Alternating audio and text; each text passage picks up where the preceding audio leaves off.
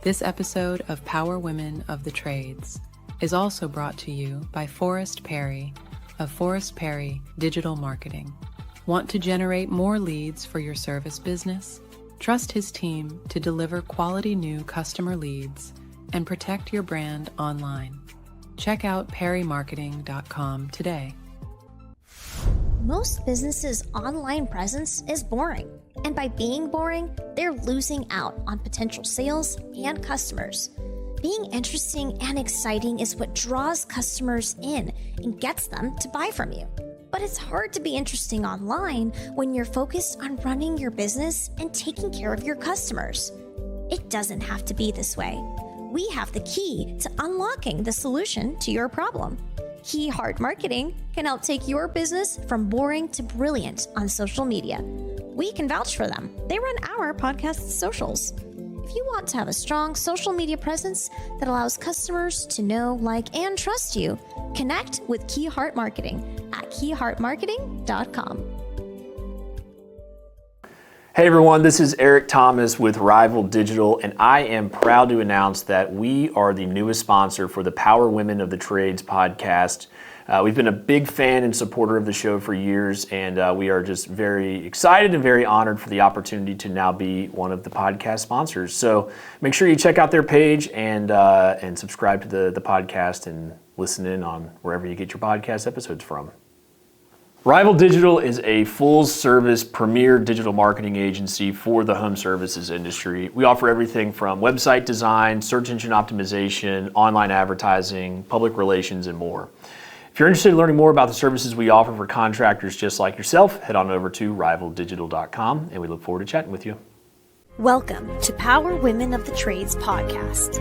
This show is all about breaking barriers and changing the game. Our guests will feature some of today's most successful female entrepreneurs and other advocates of our industry as well. Because if there's one thing we know for sure, female-led entrepreneurship drives change on multiple levels. We want to empower women in the trade industry like you so you can maximize your potential, stay balanced, achieve long-term success, and claim ownership over your life. Let's get started. Welcome back to Power Women of the Trades podcast with Cassie and Heather. So excited. I literally say so excited every single time. And I really am, because I feel like we get to talk to all of our friends all the time.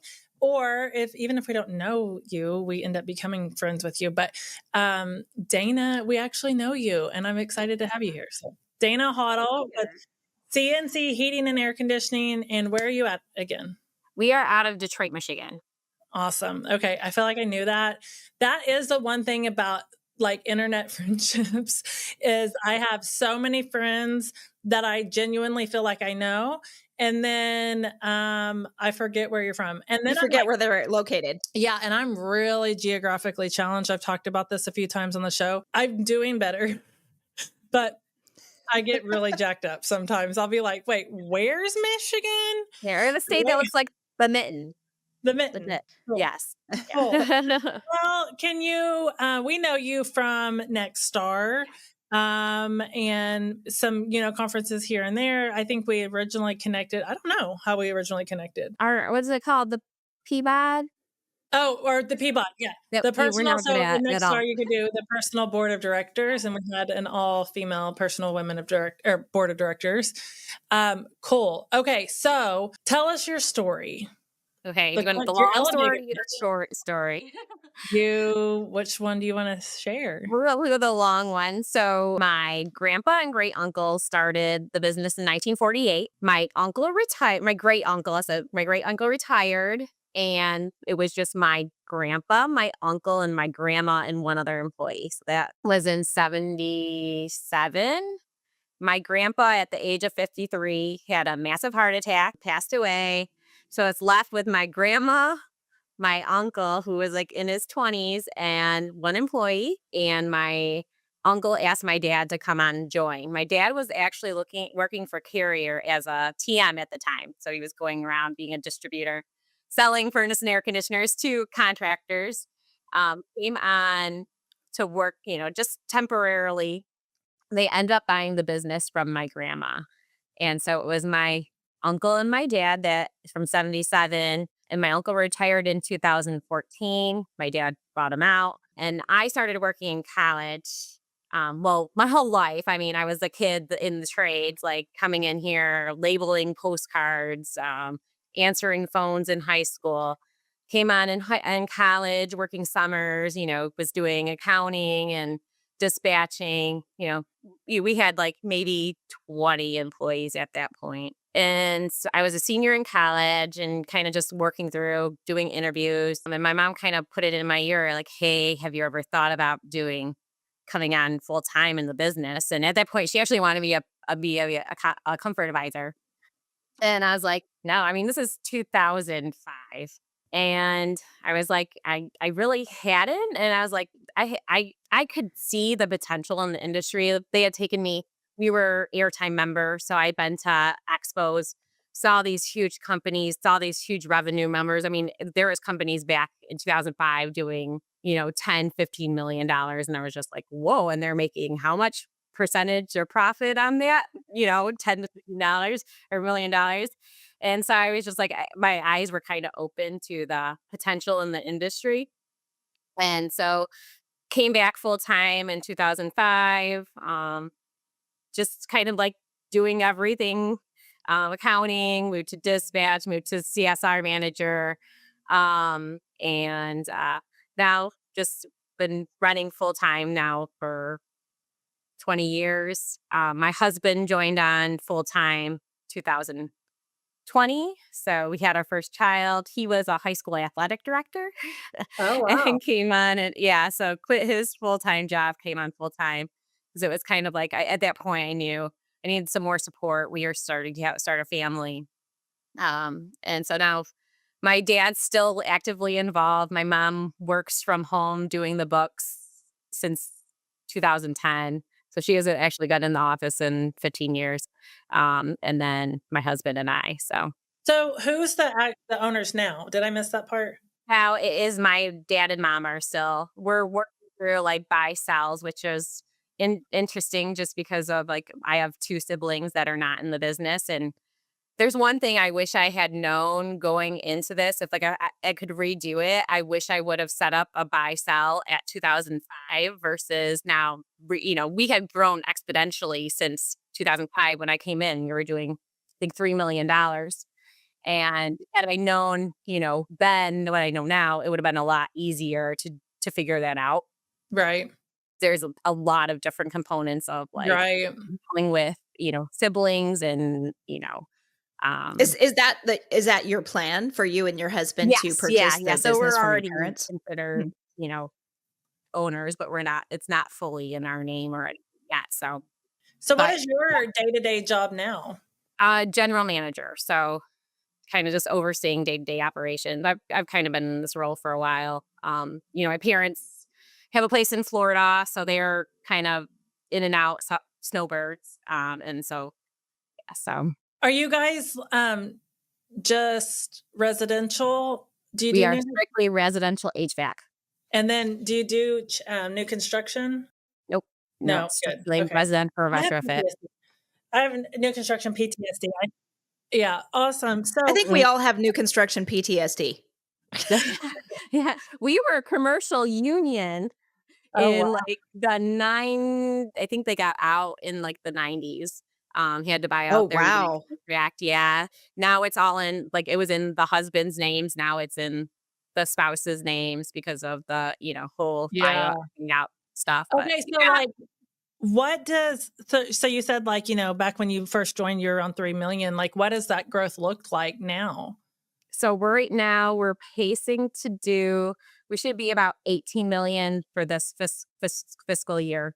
I have about 70 employees, 75 employees. Yeah. So that sounds like we're about the same size now. And it's gone fast. I was just going to say that. Yeah, it's about the same size as quality. We had a nice spurt during 2020 and then had the revert. And now the last, 6 months has been, it's been crazy. So.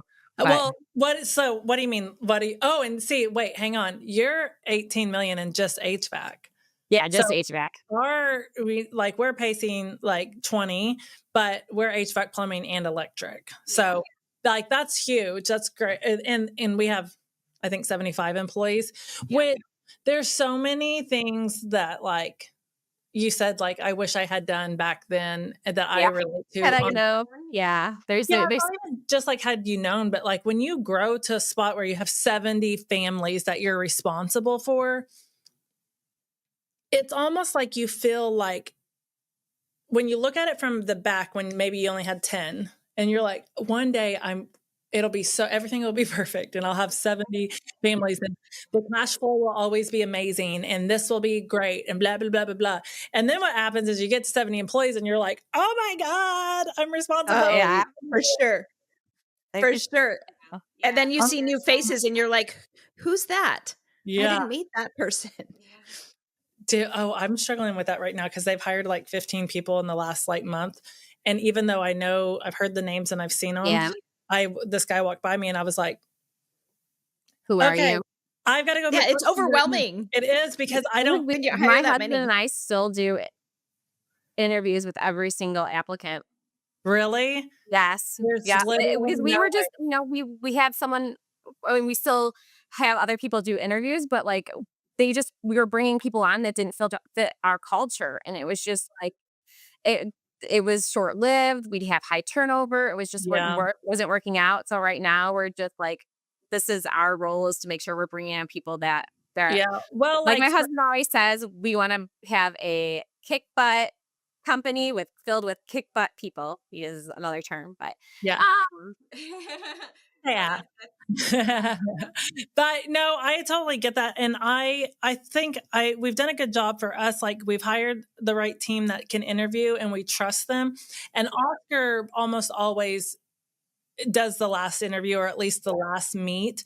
But my days are filled so much lately that I don't always get to meet them. I know for sure he does. But so again, I just pop by and I'm like, oh, whoa, whoa, and so. And then you're trying to like think of their name, like in the back of your head. There's people that I've interviewed and I'm like, oh no, what was his name? 100% like I interviewed that person or I talked to them or they came and talked to me. And then I'm like, oh my gosh. But so, you said something about the last 6 months have been, did you go to super meeting this year? We did. Year? Yes. Yeah. Yes. Okay. So one of the things, like I missed The Economist, but Heather was there and she took great notes. And you had said like from that point, like we were going to have a bumpy 6 months. And then, who knows what's happening right now we kind of know what's happening with tariffs, but I subscribe to this theory of I know tariffs are happening and I know things are happening. However, if I let my brain go into the spot that we're doomsday or something like that, then we will be doomsday.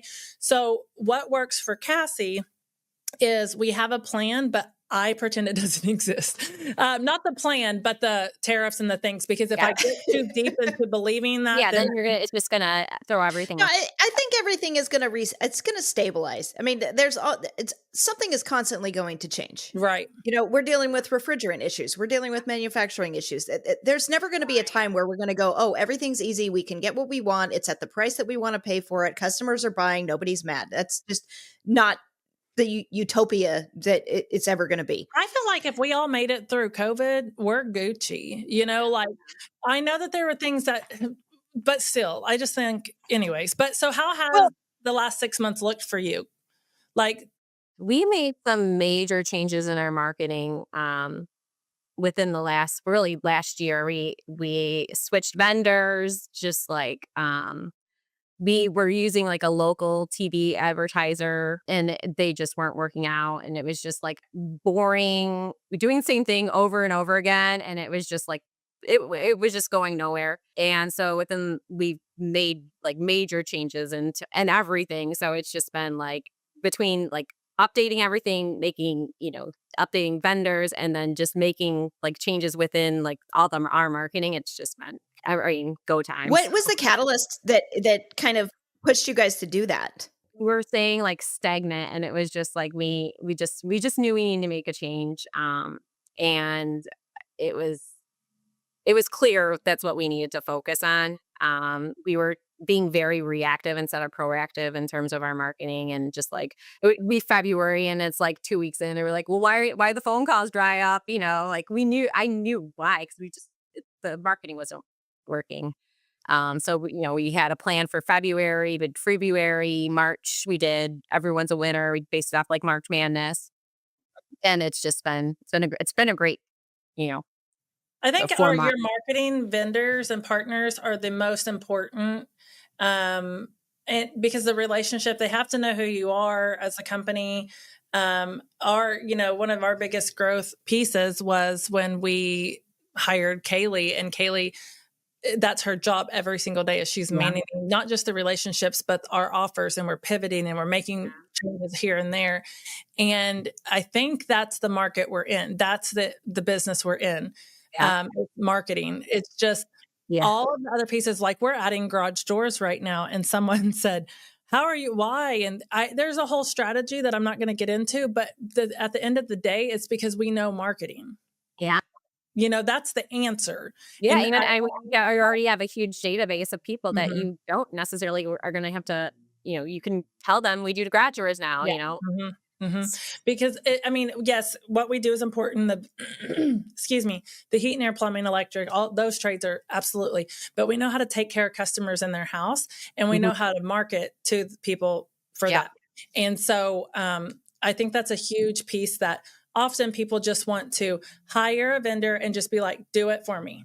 And it's got to be an all hands on approach, and you have to dictate what's going on and what you're going to run. And it's just like, if you don't have that support from those vendors, like to help like facilitate that. And the other thing is to get every single media channel on the same, your TV, your radio, it's impossible to do it one person when you have to have. Right. Well, we had a good conversation with Josh Crouch about this, where the marketing is so key, but if the company that you hire isn't getting the feedback that they need from the business owner, they're kind of dead in the water to know how you want to drive your company forward. And I have to agree with Cassie. Hiring Kaylee was pivotal for quality, because she just is 100% of the time focusing on what is it going to take to put the brand out there that everybody can see it. And in more than just TV or radio or billboards, I remember the question coming to me, years ago. Somebody said, well, which avenue of marketing is working for you? And you can't put your finger on just one thing. If you're only doing one thing, you can't say all of your leads are coming from TV. It's really, it's your brand and market saturation. They saw you on TV. They heard you on the radio. They saw the billboards. They saw the TikToks. They saw the social media. They saw the mailers come through. It's that constant putting yourself in front of the customers so that they get familiar with your brand. Yeah. And the other thing is like, you can't just meet with them once a month and be like, hey, that was a bad month. And then it's done. Like, it's done and gone. Like, it's over. Sometimes it's daily. Sometimes you have to have that finger on that pulse of that marketing campaign daily. And that's what Kaylee does for quality. And she does a fabulous job at it. And I think that you made a great point there in bringing up the whole marketing strategy for it. Today in our huddle, specifically today, our HVAC director said, the demand calls have come sooner this year. Okay. Are you like full AC season right now? Or are you like, we're basically, but it's still like 70s in the day. Oh, you're so lucky. It was 20 degrees this morning. No, there are 70s during the day, 30s and 40s at night. So we're not really in the full AC season, but she said the demand came early this year. And I said, let's step back and make no mistake. The demand didn't come early. Our marketing is working. And that's what we've gotten better year over year over year of how, being strategic and paying attention to. Yeah. And like you said, Dayna, listen, we have plans now, but there are definitely times that we're like mid-month, like, whoo, that's not working.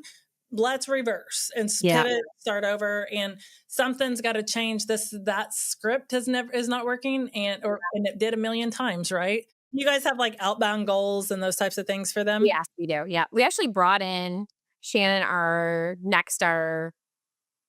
customer relations coach, and she worked through like a whole program for CSR team. It was awesome. But like, like how, we have like sheets that they can go through daily. And we're very fortunate because we are such a long standing brand and we have a huge club membership base that like, if it's not September, February, and March, we don't have to call outbound. Like we can fill our call board with just the incoming calls. Like we're very, very fortunate. But it's like that switch of when February, it's really hard to get our CSRs to realize, okay, now we have to do this and get back on board then outbound because we don't have, 9 months out of the year, it's not a thing for us. Like How we many don't have to service call out. techs do you guys have? We have 21. Oh, Yeah. wow. I can't even imagine. I mean, I can, but I'm just sitting here thinking what that looks like. I guess we have that many. It's just not all HVAC. Probably easier for me because I don't have the multiple, Yeah. we're Well, just Multi. yeah. I feel like HVAC is the most bipolar. Oh yeah, I've heard that. Like we're looking into adding plumbing, and we actually purchased a plumbing company 4 years ago, and then it was not a right fit. Like it was not a right person to add to our team. But it's gonna come down the line. But I've heard from everyone's like, oh, you have to add plumbing. You have to add plumbing. Once you add plumbing, Yeah. it's not like plumbing is just consistent work year round and you can count on it. And HVAC makes you feel like you're losing your freaking mind on a regular basis. And we're part-time weathermen or women weather people, right? But plumbing, so once you add that, and I didn't realize it was going to be like that. I just didn't think it would be. I just thought it would be the same, and it's not. Thank God. So were you guys plumbers before you were HVAC? No. Okay, you're HVAC, right? Yeah, Oscar's done HVAC for over 30 years now. But okay. But I think really, when I was running Sky was HVAC too, primarily before we added plumbing and electrical. And I think, if you can do HVAC and you can do it well, adding plumbing and electric is easy because it is more consistent. There's That's not the what highs and the everyone lows. says, like, It's not we're that just, like, we're bipolar, always, like, weather dependent. focused on, okay, let's just perfect HVAC. Let's perfect HVAC. And it's like, we're never perfect. it's literally not. I need everybody, like, make me a meme. It is not possible to perfect HVAC. It is ever changing. And it's a month to month. That's true. Like, great month, and you don't know what even hit. And then the next month is just like, oh my gosh, what happened? So many weather pieces, but then you start adding like refrigerant changes and this and that and the equipment pricing and then changes and yeah.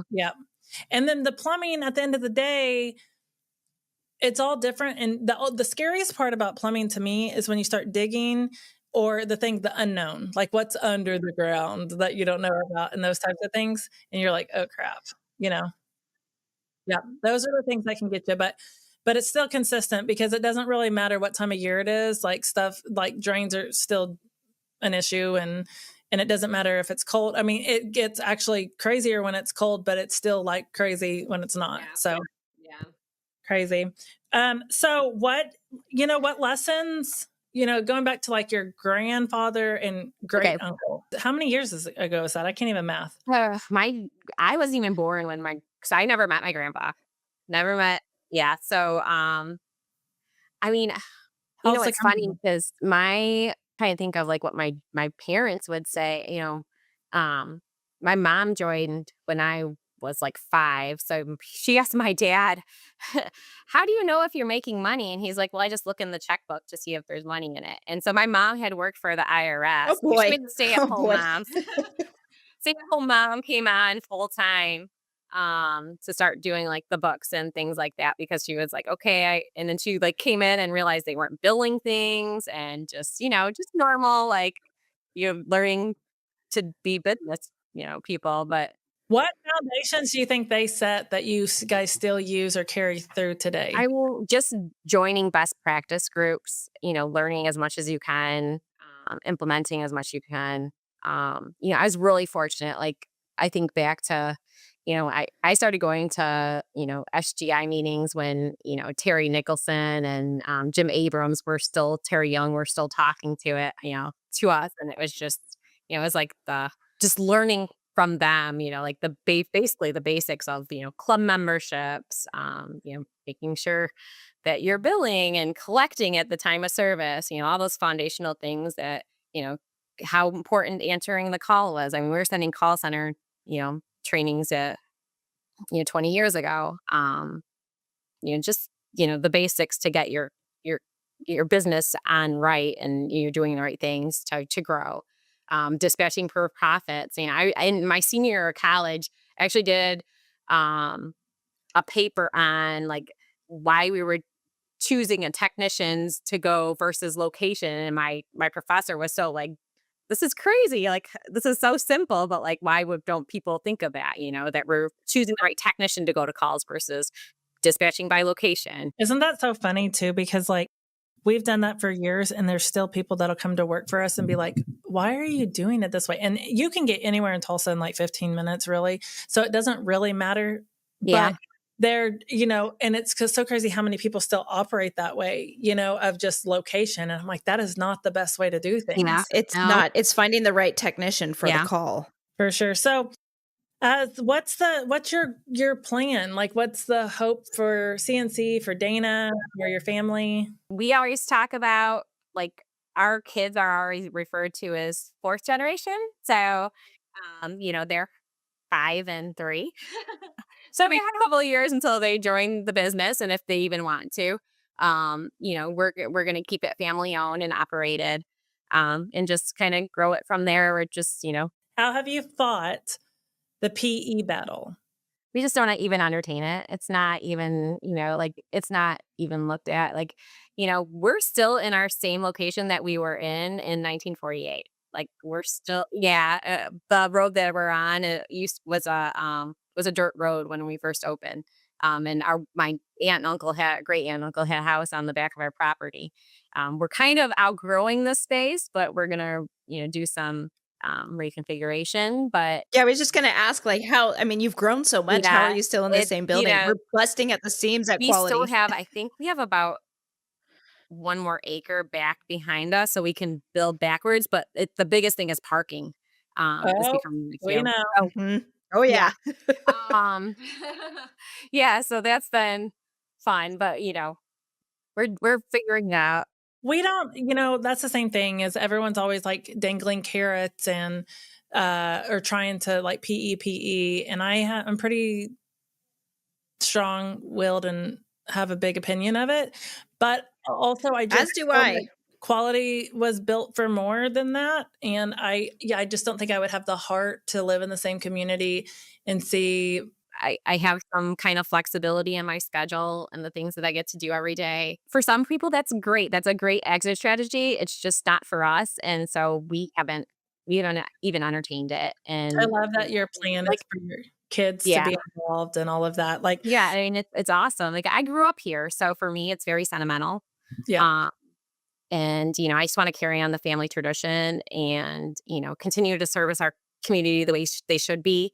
You hear about these, people come in and then it's just not the same. We have, you're talking about all the employees that you feed, like they depend on us. Like it's, I don't know. I have some kind of responsibility to them too. That's the biggest piece for me is my responsibility to this team. Yeah. And I can't, it's not even just like, there's too many horror stories out there that we can't even get into. But I know. And to me, it doesn't even matter. Like that's their choice. Like I'm completely okay with it. Like good for you, but it's just not for us. There's so many opinions that think that businesses like ours can't continue to sustain in the environment that's coming. And I argue that we're beginning to thrive. So I 100%. I think that businesses like ours are showing that we are what the customer wants. The customer does not want what they've been getting from these other. We want to deal with the locally owned. They want to see that they're helping, families in their own communities. It's just. And back to the people too. I mean, all of your employees, I've been through it. And, Cassie knows the whole story. I've been through it. And it's not fun to lose control of the ability you have to provide for. Yeah. We, at the time that we sold the business that I was working for, We had over 100 employees. Okay. Yep. And it's very hard to walk away from that. Yeah. No, it's yeah. And I mean, I can't even even if I were working for someone and it didn't work out and then I'm almost pushed out of the business that I helped create and build, there's too many horror stories. It's just not for us. And again, we hope that I told my dad, and he loved this, that I would love to see it in our family for 100 years. So that would be 24 years from now. No, 23 years from now. So I'll be turning 65. My boys will be in their 20s. So at that point, we'll know, and we'll know if they'd be interested in doing it. But I think, I just want to recap of no judgment to the people that was the route that they chose. I just think that it's important to know that if that isn't your route, that there are two companies that are sitting here talking today that are both doing really big money and doing really big things. And that is not the route that we're choosing to take or have ever on our plans, and we're thriving. And don't let people get into your head and manipulate you. And the biggest thing is don't get bullied by people. I feel like there's a lot of people why aren't you selling? What's going on? Blah blah blah blah blah. And it's just it's just not for us. That's just how it goes. It's they think that we're missing out on something, or that something's wrong with us because we didn't sell. I'm no, and it's it's literally. Yeah, I don't want to deal. I want this still. I love what I do every day. I enjoy it. I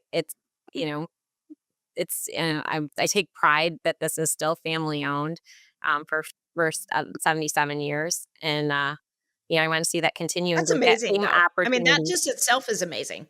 Well, Dayna, it's been so great talking with you. Yeah, nice talking to you learn about CNC. I have loved to watch you guys grow, just our friendship, but getting to see the things and your kids and all of that stuff. And I know we'll catch up with you at some Nextstar events. I know that if you are a Nextstar, Dayna is big with women of Nextstar, which I am awful at attending the meetings, but doing better at. Trying to do better at. I always tell them, do I have a podcast for women? And I forget. You know what? They have lunch and learns on Wednesdays, and I can never attend because we have a marketing meeting at noon on Wednesday. So it's sorry. Yeah. A conflict or whatever. But anyways, it's been great talking to you. I know that you're going to inspire several people listening of what is out there, and you're showing people to do that. I know Dayna is on LinkedIn and Facebook and all the things, right? LinkedIn. Yes, did I do that? Okay. Yep, cool. everything. So we'll make sure to include in the show notes on how to contact her. And it was great talking with you today, girl. Thank you. Thank you so much for your time, Dayna. You're welcome. This has been Power Women of the Trades. Like what you hear so far? Leave us a review in Apple. And make sure to listen to our other episodes wherever you enjoy listening to your podcasts. Thanks for listening, and we'll catch you on the next one.